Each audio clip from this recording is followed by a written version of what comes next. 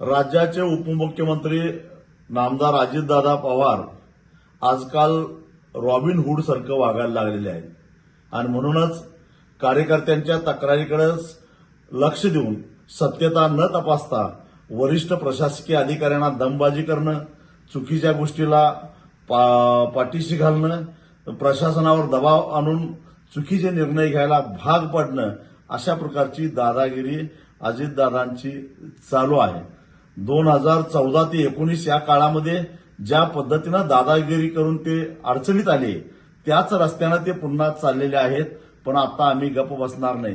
दादांना मला एवढाच इशारा द्यायचा आहे, तुम्ही दादागिरी करून आणि राजकीय परिस्थितीचा लाभ उठवून 70,000 कोटीचा सिंचन घोटाळा पचवला, पण आता दादागिरी करून सरकारवर दबाव आणून नियमबाह्यरित्या ऊस दर ठरवणारी उपसमिती स्वतःच्या अध्यक्षतेखाली नेमून तुम्ही जर का ऊस उत्पादक शेतकऱ्यांच्या ऊसाच्या एफआरपीचे तुकडे पाडत असाल तर त्यातला 1 रुपया सुद्धा तुम्हाला पचवून देणार नाही।